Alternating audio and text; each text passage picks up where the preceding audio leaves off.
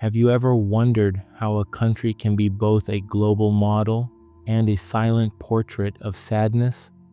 South Korea has achieved everything many nations dream of, but behind all that success lies a truth few talk about.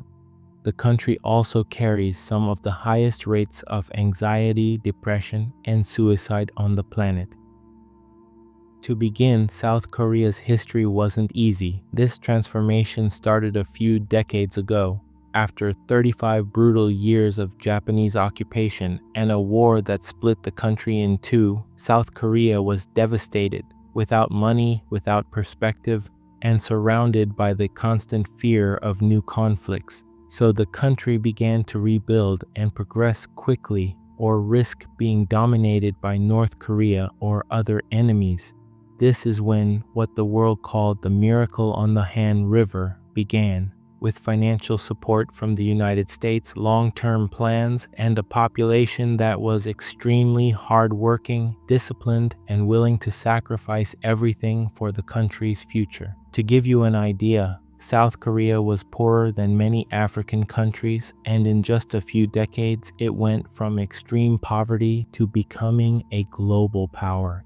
Industries grew, companies like Samsung and Hyundai conquered the world, and everything seemed like a flawless success story. But what nobody tells you is that behind that miracle there was a cost. A whole people were taught to live under an unofficial motto: if you're not the best, you're nothing. The problem is that this miracle didn't stay confined to factories or offices. It seeped into people's minds. Making mistakes was no longer an option.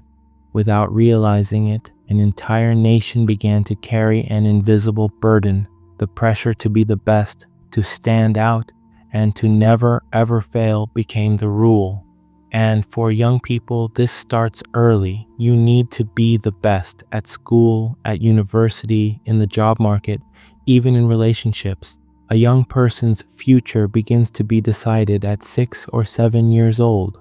Endless hours of studying, extra classes, night prep schools. Even kindergarten has fierce competition for spots. And parents often spend most of their money on education, putting even more pressure on children who already don't know how to deal with it. And all this to face the Sunyung, an exam so intense that on test day, flights get rescheduled and the whole country literally stops.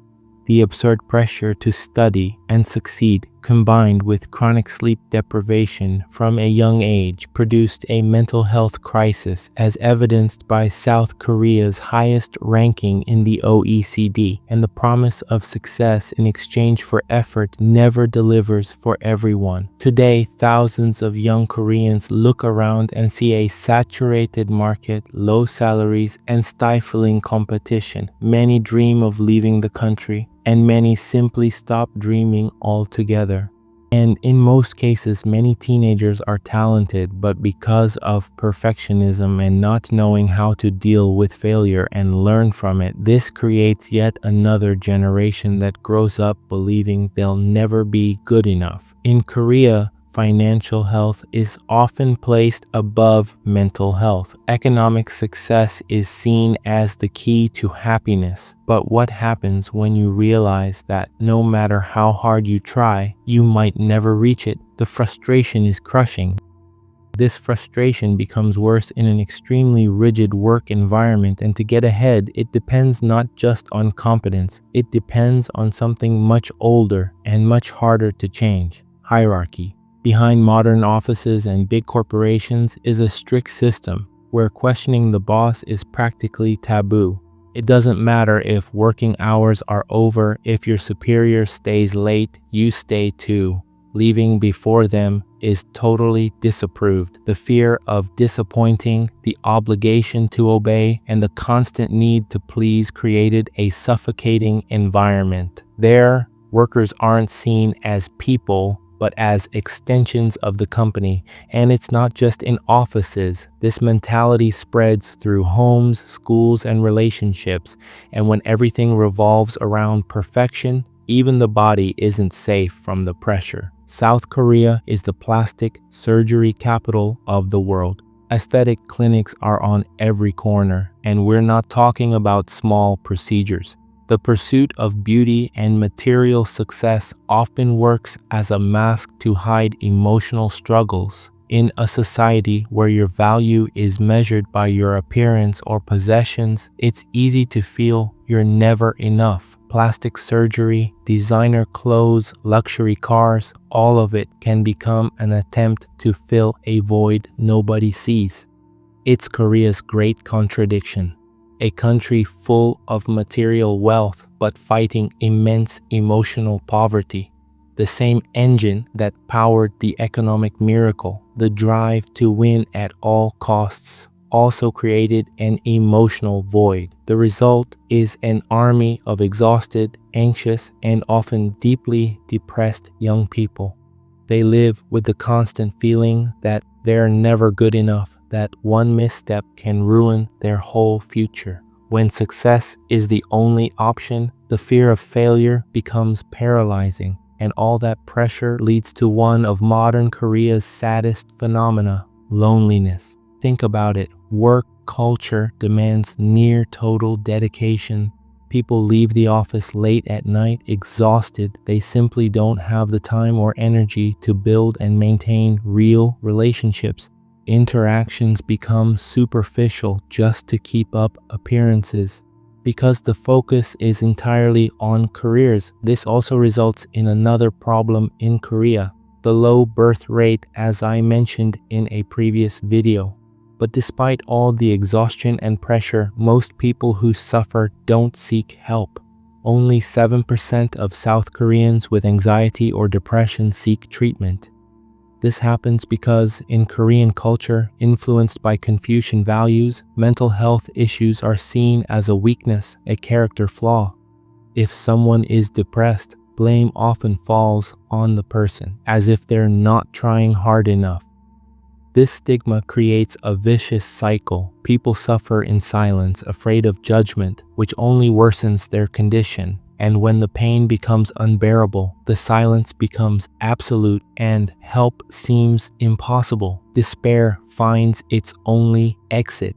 It's no wonder South Korea has one of the highest suicide rates in the world, especially among young people. It's the final consequence of suffering with no escape.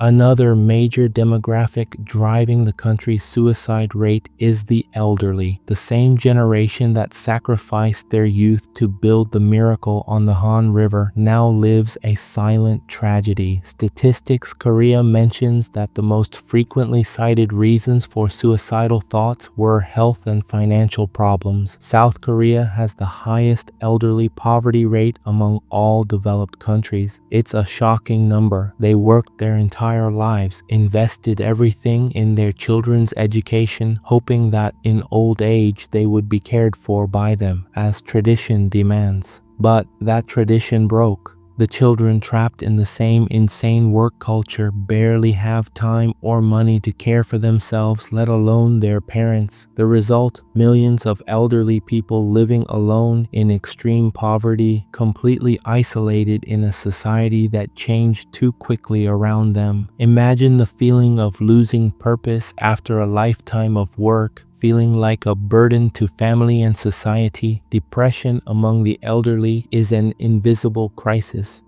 In recent years, even though the root causes remain and the government hasn't taken more drastic measures, it created a national suicide prevention plan. They increased the budget for mental health services, established more psychological support centers, and even healing camps to help people cope with stress. Some TV programs began putting mental health at the center of conversation. Series like Death's Game, which I recommend, or It's Okay to Not Be Okay, portray these struggles and show that this isn't the way. Even Korean celebrities started speaking openly about depression, panic, and anxiety. They're showing a whole generation that there is no shame in not being okay, that asking for help is an act of courage, not weakness. Unfortunately, this conversation was also accelerated by tragedies, the suicides of immensely beloved Korean stars.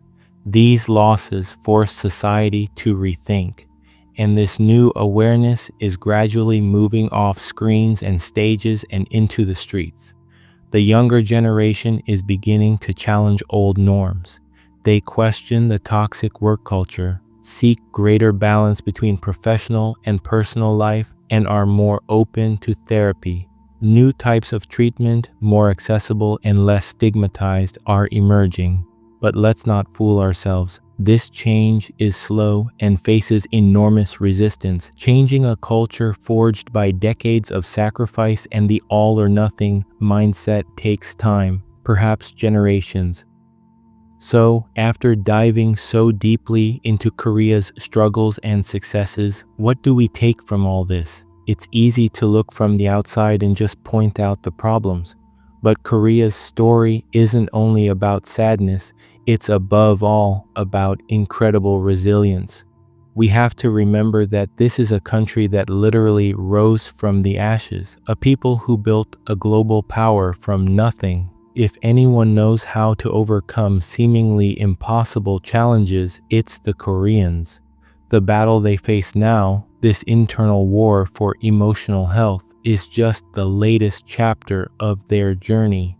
And maybe the big lesson here isn't just about Korea. Maybe their story is a mirror for all of us. South Korea is being forced to ask itself a question we all should ask. What does success really mean?